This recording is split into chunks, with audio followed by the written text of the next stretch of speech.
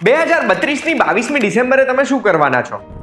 Plan હજુ સુધી નહીં કર્યો હોય નહીં, પણ તમને ખબર છે એ દિવસ પૃથ્વી માટે એક ડિફિકલ્ટ અને રિસ્કી દિવસ હોવાનો છે, કારણ કે એક એસ્ટેરોઇડ લઘુ ગ્રહ જે કહેવાય એની ટ્રેજેક્ટરી પ્રમાણે ચાન્સ છે કે પૃથ્વી ઉપર 22મી ડિસેમ્બર 2032 ટકરાઈ શકે છે. અને જે રિસ્ક કોરિડોર છે, રિસ્ક કોરિડોરમાં ભારત પણ સામેલ છે. તો જો તમે જાણવા માંગતા હોય આ એસ્ટ્રોઇડની ખબર કઈ રીતે પડી, આનો ઇમ્પેક્ટ થશે તો હાલત શું થશે અને એ ઇમ્પેક્ટ રોકવા માટે આપણી પાસે કોઈ ટેકનોલોજી છે કે નહીં, તો એના માટે ધ્યાનથી સાંભળજો. હું તમને એક વાત કહું.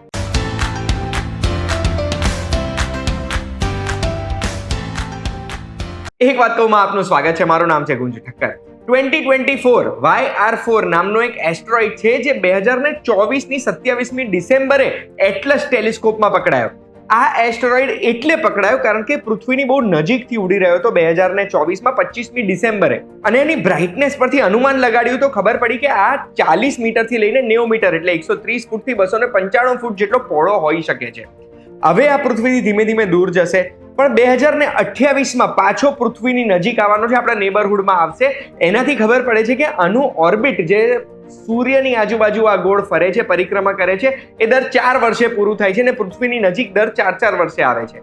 2028માં તો વાંધો નહીં આવે, પણ 2032માં એની ટ્રેજેક્ટરી જોતા 2.3% ચાન્સ છે કે આ એસ્ટેરોઇડનો ઇમ્પેક્ટ પૃથ્વી જોડે થઈ શકે કે આપણા મૂન જોડે થઈ શકે. અને આનો જે ઇમ્પેક્ટનો રિસ્ક કોરિડોર છે ને, એ સાઉથ અમેરિકાના northern part, Atlantic ocean, central Africa, Arabian C અને ઇન્ડિયા, પાકિસ્તાન, બાંગ્લાદેશ, આ આખો પટ્ટો જે છે આનો રિસ્ક કોરિડોર છે. એટલે જો અગર ઇમ્પેક્ટ થાય છે પૃથ્વી જોડે તો આટલા પટ્ટામાં થઈ શકે છે ઇમ્પેક્ટ. આપણે આ એસ્ટેરોઇડની વાત કેમ કરી રહ્યા છે? કારણ કે 2% ચાન્સ ઇમ્પેક્ટનો રિસન્ટમાં કોઈ પણ એસ્ટ્રોઇડનો આવ્યો નથી. અને જો અગર 2% ચાન્સ ઇમ્પેક્ટનો આવ્યો હોય, અરે 100% ઇમ્પેક્ટનો ચાન્સ આવ્યો હોય ને, તો પણ એ એસ્ટ્રોઇડની સાઇઝ એટલી મોટી ના હોય, હવામાં બળી જાય, આપણે કંઈ ડરવાની જરૂરત જ ના પડે. જાન્યુઆરીમાં આના પર્સેન્ટેજ 1%થી વધારીને 2% કરી દેવામાં આવ્યા, અને આની સાઇઝ અને વેલોસિટી એટલે સ્પીડને જોતા ટોરિનો સ્કેલ 3 ઉપર આ એસ્ટેરોઇડ પહોંચી ગયો. ટોરિનો સ્કેલ 3 શું છે કે એક એસ્ટેરોઇડ કેટલી હાનિ પહોંચાડી શકે, કેટલો ડિસ્ટ્રક્ટિવ હોઈ શકે ને, એ મેજર કરવા માટેની એક સ્કેલ છે. અને રિસન્ટ સમયમાં તો ટોરિનો સ્કેલ 1 કે 0 જ આપણે જોયું છે, ટોરિનો સ્કેલ 3 આપણે જોયું જ નથી. અને એ એટલા માટે કારણ કે આની સાઇઝ અને આની જે સ્પીડ હશે એ સ્પીડને જોતા આ એક રિસ્કી એસ્ટેરોઇડ બની ગયો છે. હવે માની લો આની સાઇઝ આપણે અનુમાન કરીએ 40 મીટરની જ છે, અને એ જ્યારે પૃથ્વી જોડે અથડાશે ત્યારે એની સ્પીડ હશે 17 કિલોમીટર પર સેકન્ડ. હવે એ જ્યારે ત્યારે અથડાશે ને પૃથ્વી ઉપર, તો 40 મીટરનો એસ્ટેરોઇડ હવામાં જ પડી જશે, અને જ્યારે બી ઇમ્પેક્ટ થશે ત્યારે કદાચ આમ જોરથી હવા આવી હોય એવું ફીલ થાય અને એક શોકવેવ આવે જેમાં કદાચ બારીઓ તૂટી શકે છે. પણ જો આની સાઇઝ 90 મીટર નીકળી અને એ 17 કિલોમીટર પર સેકન્ડની સ્પીડે જો અથડાશે તો આ એસ્ટેરોઇડ સિટી કિલર સાબિત થઈ શકે છે.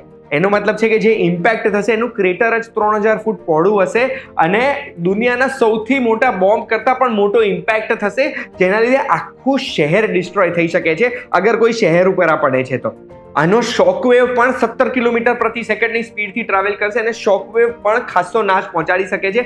અને જ્યારે પૃથ્વી ઉપર આટલો મોટો ઇમ્પેક્ટ એક જગ્યાએ થાય છે તો એનાથી આજુબાજુની ઇકોસિસ્ટમ, પૃથ્વીનું વાતાવરણ અને પૃથ્વીની સિસ્ટમો બધી બદલાઈ જાય છે, જેના લીધે બહુ જ બધા લોકોને અફેક્ટ થઈ શકે છે આ વસ્તુ. હવે જો એક વખત કન્ફર્મ થઈ જાય છે કે આ એસ્ટેરોઇડ પૃથ્વી ઉપર ઇમ્પેક્ટ કરવાનો જ છે, તો પછી આપણી જોડે બચાવ માટે શું ઓપ્શન છે?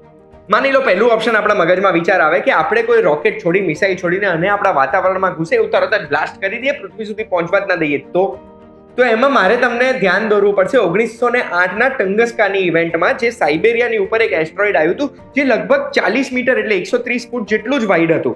એ એસ્ટેરોઇડ પૃથ્વીના સરફેસથી 10 કિલોમીટર ઉપર બ્લાસ્ટ થઈ જાય છે, કારણ કે જે આપણું વાતાવરણ એના ઉપર ઘર્ષણ આપે ને, એ ઘર્ષણના લીધે છૂટું પડી જાય ને આખું બ્લાસ્ટ થઈ જાય. એ જે બ્લાસ્ટ 10 કિલોમીટર ઉપર થયું હતું ને, એના લીધે 1300 સ્ક્વેર ફૂટ જંગલો બળી ગયા હતા સાઇબેરિયાના, જેમાં એક્સપર્ટ્સ અનુમાન લગાડે છે કે ફક્ત 3 લોકોએ પોતાની જાન ગવાઈ હતી, કારણ કે સાઇબેરિયામાં એટલા લોકો વસતા નથી. બટ 1300 સ્ક્વેર ફૂટ જેટલું જંગલ બળી ગયું હતું, એટલે એનું ઇમ્પેક્ટ આટલું મોટું થયું હતું. એટલે આપણા વાતાવરણમાં ઘૂસે એના પછી ફોડવાનું ઓપ્શન તો નથી આપણી પાસે. બીજું ઓપ્શન શું છે? તો બીજો ઓપ્શન નાસા 2021માં ઓલરેડી ટ્રાય કરીને બેઠું છે.